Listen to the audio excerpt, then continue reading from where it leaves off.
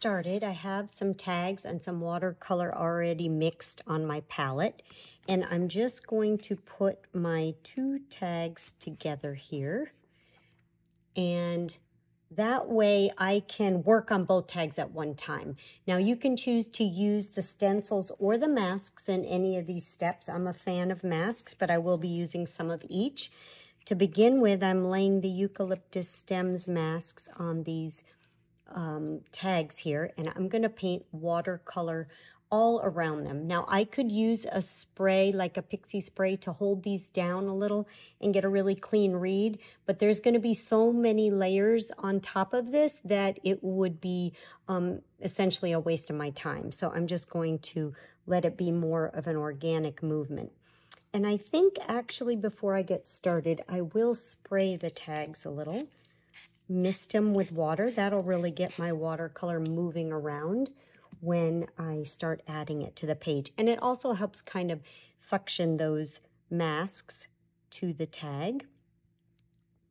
And I'm just going to start adding color around the masks. It's okay if it seeps under a little on this part of the process, because like I said, we're going to have a lot going on top of this. And I'm just going to keep doing this until the entire tag is covered. And then I will leave these masks in place to dry and pull them off after. You can pull them up directly after painting on them, but it will further dilute your image.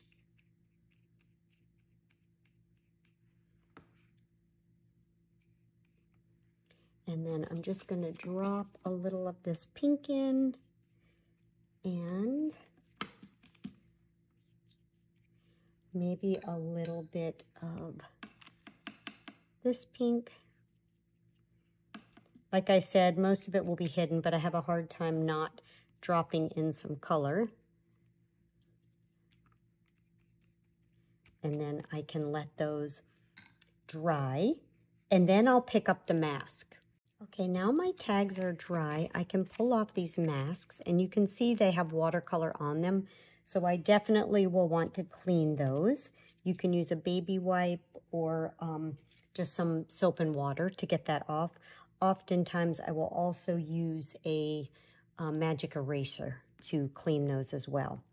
Now, I still have a little pooled color underneath where some of that paint seeped under there, but that's okay. Now, before I set these aside, I'm just going to make some quick sketchy marks around the stems of the eucalyptus, just so I have another little element of line and design peeking through when I layer. And you can see I'm literally just kind of doing a continuous line on these. I'm not giving it its exact shape. Now, if I would have stenciled through this instead of using the mask, the image would be reversed. I would have pink where the stems are, and it would be the manila color of the tag where all of our color is here, and then you can reverse how your lines look. Now, I would set these aside to finish drying and start making some of the elements that are going on our tag book covers. All right, so our tags are aside drying, and now I've grabbed this large eucalyptus stem stencil and a piece of copy paper, and I'm just going to place the stencil on the paper. And I have some assorted pink and white acrylic paints here and a makeup sponge, and I'm really just going to start picking up a couple of the colors on my sponge and start pouncing it through the openings of this stencil. And I don't need the paint to be super thick. I'm going to be covering some of it up with marks and lines once we start adding our floral elements to it. So I'm just kind of mixing these colors up to get a colorful background. We're going to be cutting little bits of this out, so it doesn't have to have any real rhyme or reason. Okay, and by sponging it on, I can add a lot of paint, but then kind of sponge some of it off. So I'll definitely clean my stencil and set the image aside to dry. And you can see that there. Once that's dry, I can bring my clean stencil back in, add the mask, and we'll punch out those other layers. Okay, so my image is dry and I've dropped the stencil back over the top and lined it up. And now I'm actually going to drop the masks in to their respective slots. And then I'm going to pounce over the openings with some white acrylic paint and a clean sponge. And then once again, let everything dry. And you can keep this layer as opaque or as translucent as you want. I'm not going to spend a lot of time on it as I'll be cutting my pieces out, so I can adjust the look of each piece as I do that. And then once you have some white paint on, you can let that dry one more time. Once your pieces are dry, you can loosely cut them out. This isn't necessary, but I like to do it because it makes handling a little bit easier. And what I'm going to do is try to sort out some of the shapes that I may want to use on the cover of my tag that I could turn into floral heads. So I'm still not going to cut around them entirely in a detailed way in case I want to change that up. Right now, I'm just cutting them into smaller component parts. So go ahead and take your pieces and start cutting out some shapes, and then we'll set those aside for now and continue stenciling, and then we'll come back in and work on all the detail work together at the end. The next step, we're going to take the small versions of the eucalyptus stem and the eucalyptus bouquet, and we are going to begin to stencil through those as well. So we're going to start building all of our components for the tag now. So I'll be mixing it up with acrylic and watercolor, and I'll be using what appears to be like buds or flowers as different sorts of leaves, that kind of thing. This is where you can really start to get crazy. So I'm going to go ahead. I have some watercolor on my palette, and I'm going to start painting through on a piece of craft cardstock through the stem one. And I'm kind of just scribbling through the stencil. I might get a little bleed through, but I want this to be kind of organic in nature. And then I can drop some other colors in once I get this first layer down. And it's meant to be a quick process here. So now that I have that, I could come in with a little bit different green and just drop that in and continue to layer that until I like the way it looks, because I'm going to want to cut out some green stems as well, and I'll set that aside to dry. And then I'm going to do the same thing with this one, but I'm going to treat it as a bouquet of leaves right now. We're going to ignore that any of it is floral in nature, because we're going to do the same thing we did with these guys and just cut them out in a random pattern to use as filler like you would the greenery in a bouquet. So I'm just going to take this little bit of green and yellow acrylic paint. I have it on a sponge again, and I'm just going to start stamping it through, pouncing it through. Again, ignoring the fact that any of them are buds. And I'll let all of this dry, of course, before I start cutting it out. And I like to mix the greens and golds and colors in. You can do this where it's entirely floral in nature as well. And then you can be a little more precise with your color placement. But I like to do a few big flowers because the tag is so small, and then fill in with a lot of greenery. So I'm going to let both of these dry. I can pull the acrylic one up, and you can see, so I can clean my stencil. The watercolor one I will definitely let sit. Now here you can see where a lot of that paint came in these bigger areas and I wasn't super careful, that's okay.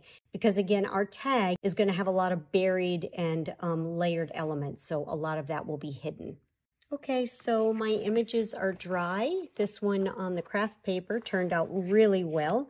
And if you noticed, I was using this round watercolor brush and just scribbling through the stencil. So sometimes you'll get a nice read. And the cardstock absorbs that color really well, so it kind of helps with that process. I'm not going to cut this one out until the end in case I want a full stem kind of weeping off the side of my tag. And then you can see this one as well turned out really nicely. You get some of that ombre effect from the yellow into the green gold. And even though these areas are a little over painted through the openings, I like that. And I'm going to keep this one whole to the end too, because I'm not sure how I want to incorporate those pieces yet. Next, we're going to bring in a piece of painted paper. Now, it doesn't have to be like mine.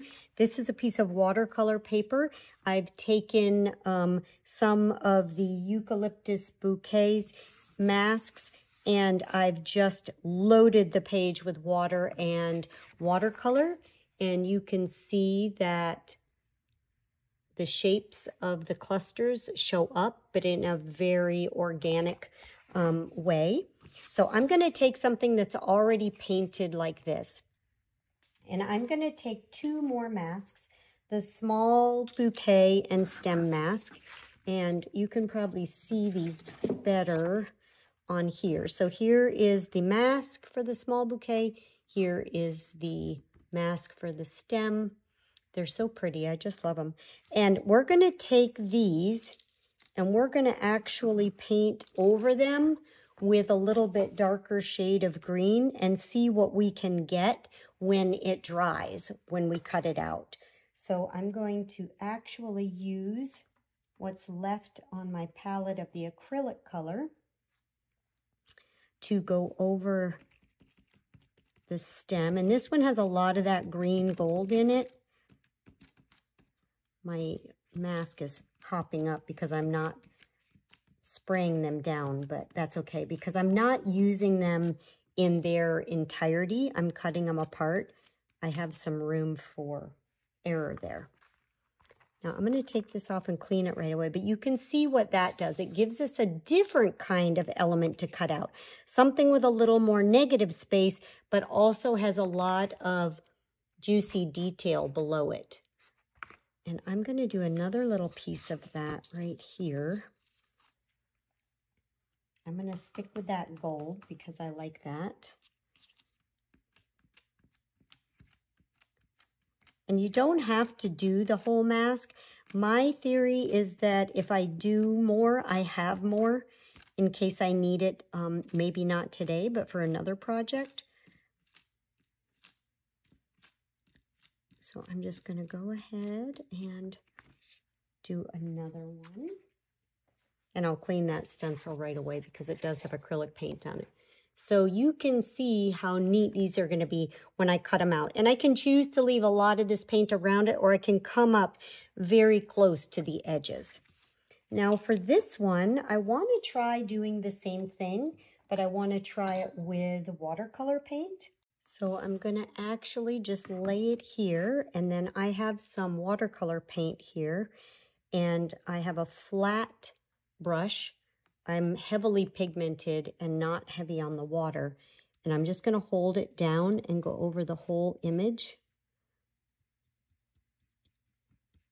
and see what I can get.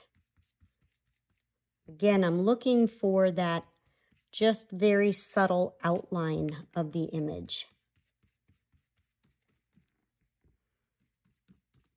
And I'm just kind of trying to stay out of the way so you can see, but also holding the mask down so I can get all around the edges.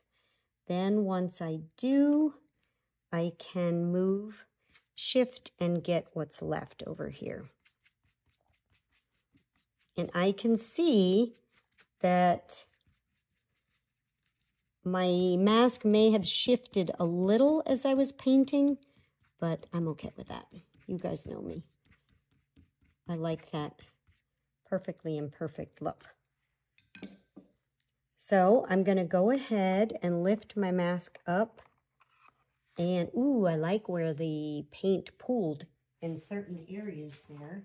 I'll wash that off. And again, now this leaves me, masks are awesome for leaving you a lot of space to put yourself in there. So while this might be my design, you have the opportunity to add a lot of your style and marks to this.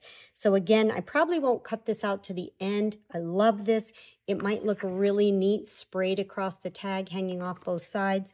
I can add color to the inside, whereas we left this one very green-like. This one we could definitely come back in and paint inside of these buds with color if we wanted to make it both green and colorful. But I love painting over a paper that already has some marks and stenciling underneath it. So I'm going to set these aside and then we'll move on.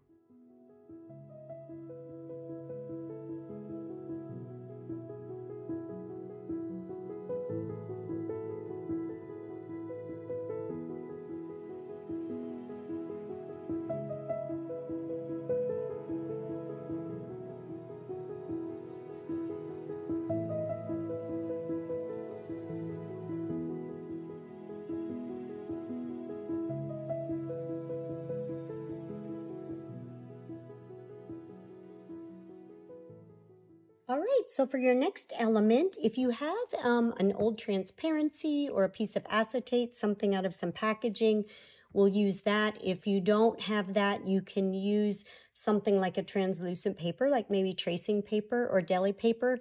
They won't have the stability, the durability that this will, but you could always tack them down on your tag in a little bit different way. So what we're going to do is choose a stencil. You can choose a mask, but you'd be tracing around it. This makes it a little bit easier. Start with the stencil maybe and then move on to the mask if you'd like to try that.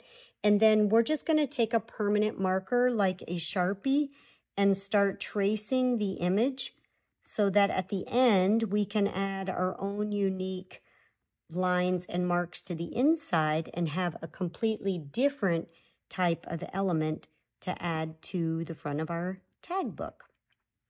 So go ahead and trace an entire stencil. It's a little bit hard on camera and the glare is a little tricky. I don't want to block your view. And then we'll meet back here. Once you're done tracing your element, you can cut it out or set it aside. I might use mine in pieces on my tag, so I might wait to cut mine out. I'm also going to come in and do some cool lines of my own, or maybe there will be a stem or two where I will add some marks, that kind of thing. So you can play around with that too as well, either before or after you cut it. All right, so now that we have a bunch of images stenciled and set aside, ready to cut out, we can start working on our tags. I have some bits and pieces we're going to need for this step. I have some paper, like I talked about, kind of translucent. It reminds me of tracing paper. I just had these scraps in my pile. I think it's old letter writing paper, but you could definitely use a tracing paper or a deli paper. So I cut a small square and folded it in half and have some marks added to it. And I'm just going to attach that to the side of my tag.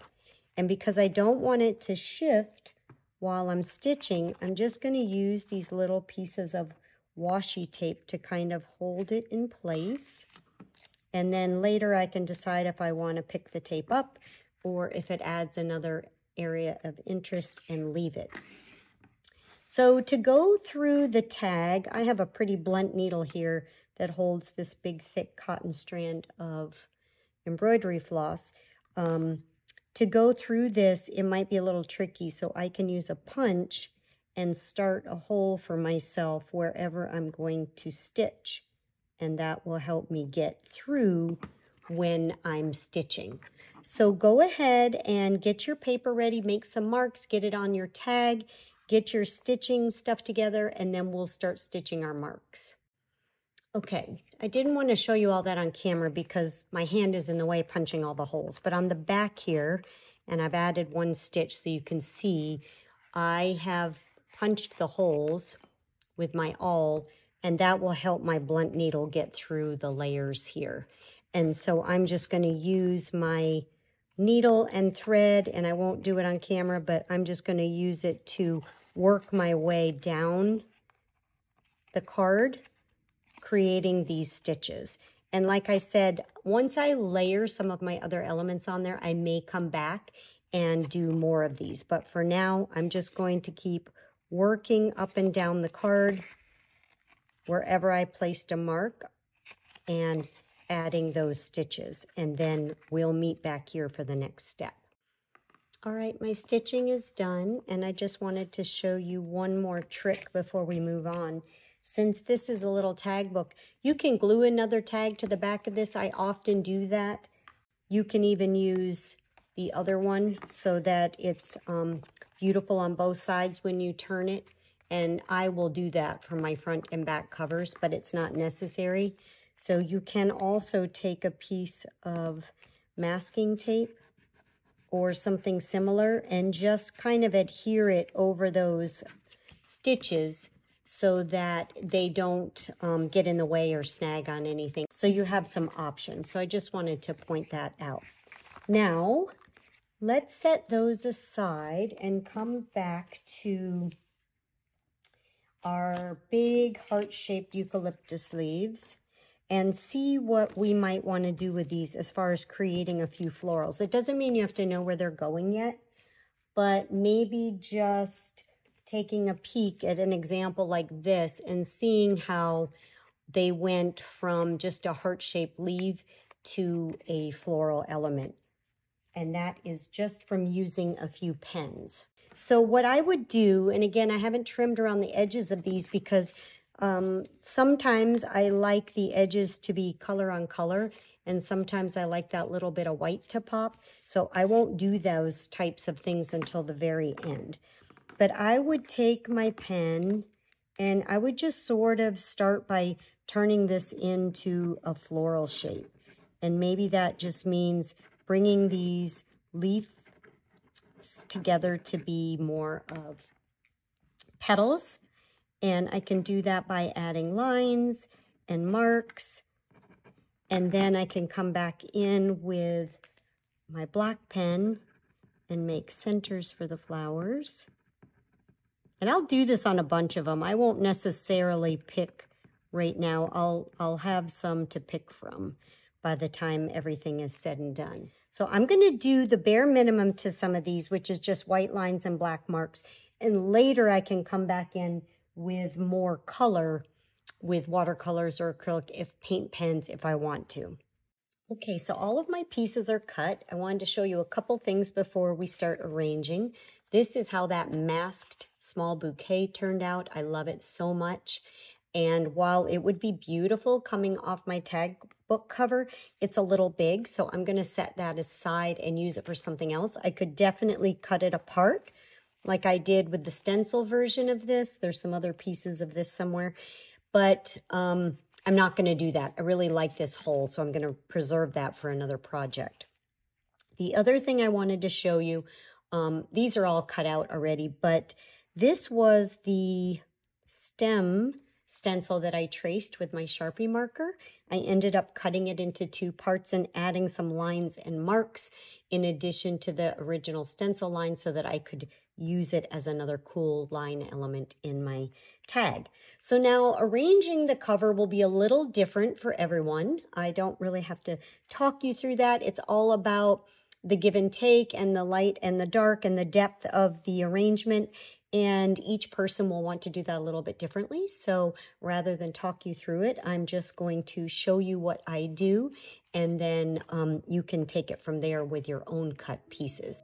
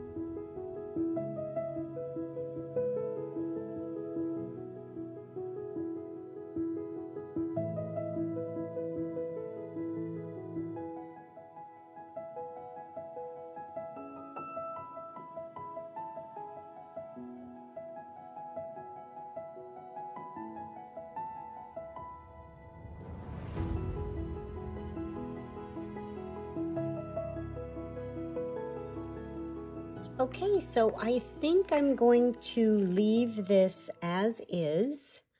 I kind of like the way it has all come together. I'm not going to add any additional glue yet, but I am going to come in and add some marks. So I'm just going to take a HB pencil and come in here and maybe add, I'm going to grab this gold pencil too. I just thought of this. This is just like a gold colored pencil. And I'm going to play off some of the lines of the stencil work and just add a few more stems and pieces here. And this is just a matter of preference. I also like to take a white pen and kind of add an element of light to these little pieces. So this one I am going to tack down a little more. And this one as well. And then you can kind of just curl them up. This way I kind of get an idea where my leaves are going to be. And then when you use the white gel pen, it gives you a nice little pop of light on some of these. So I would just like make a little mark near the edge of the leaf. And I'm going to do this on just a few, not all of them. Right now I'm kind of concentrating on these little eucalyptus stems.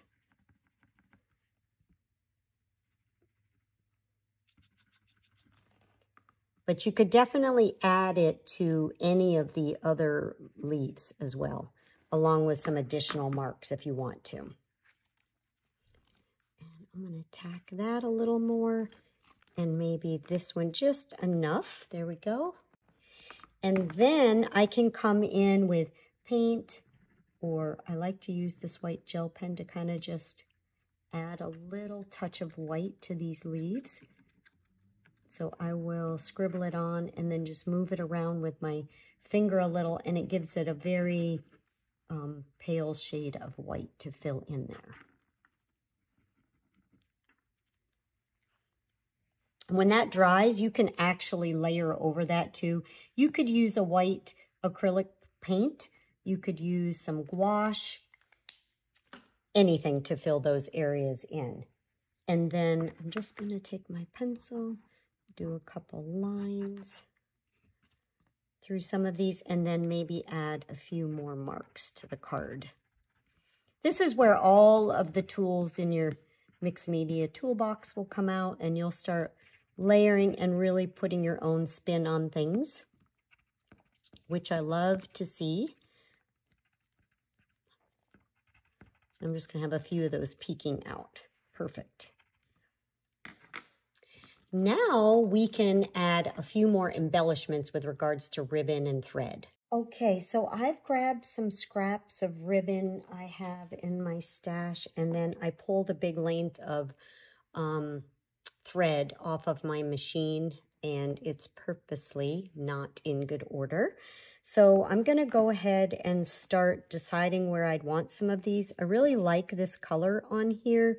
I kind of want my ribbon to fall in here and hide where a lot of those stems can join there. But this one is also has some pink paint on it, so I think it would be well served as the top. So I might leave that there. And then I have this little wonky stitched piece of sari ribbon. I like this yellow. I think I might add that there. And you can glue it, you can stitch it, you can staple it. I'm going to actually staple mine so it doesn't move around. And then what I would do is come back in with my thread. This was one nice long piece, and I've sort of been working it into a little nest. And then you can tie the center together with another piece of thread or with some embroidery, floss, whatnot, and then you can do the same thing, either glue it or staple it to your tag. Okay, so I stapled my little nest of ribbon on the front of my tag and I'm good to go. But now I want to address the back of my tag. The back side of the front cover, you could cover with a blank tag or a pretty piece of paper. And this makes a nice segue into the pages of our book. So when I get a new stencil or mask, I practice a lot. I like to pull out the jelly plate. It's a great place to experiment with masks. So I'll create a lot of papers that have just some experiments on them, so to speak, or I'll clean my brayer on them or whatnot. And I'll practice on all different kinds of papers. And then I end up with all this scrap paper. So what I like to do for the tag books is to take that blank tag and to trace it on different pieces of these paper where I've experimented with my new stencils and masks. And then I can take all of those and punch holes to line up with my covers, and I end up with these cool pages for my book. And to punch the holes, once I get all my pages in order and the covers glued and whatnot, I can just line this up and use an awl to punch. I'll be able to come to the front and just punch through this circle, or you can simply make a template for yourself. And actually, I'll use the blank one, not my back. You can make a template by tracing the circle of your tag. And then depending on what kind of punch you have, if you have a crocodile, you can use quite a few at a time, and you can line them up and punch them all. And then once we get all the pages and our covers and stuff put together, we can add our ribbon hanger. All right, so I have all of my holes punched. I have my back tag complete. I've added some pencil marks and lines to it. And then I have my front cover. So I can stack it all up and get it lined up. And then to put your ribbon through, it really helps to use a big needle. This is like a darning needle. It doesn't have to be plastic, to kind of hold all those pieces together. And then you can feed your ribbon through that way. Then you just pull, and I've slip knotted mine before I pulled it through, and I've actually stitched the ends together. And then you have this little book. And the slip knot with the ribbon allows you to kind of manipulate how tight that cover is for turning pages. You could definitely use a metal ring. It's more conducive to working in the book, but I just really like how the pages look with the ribbon. And then you can see all of the pretty stenciled experiment pages that you've used are now the pages in your tag book. And so I just think that's so fun. It gives me a landing place to work on these things, as well as experiment with the stencils and masks, which is what I hope you will do. So please contact me on social media or send me images. I would love to see what you're working on with your new Greenery bouquets. Happy creating!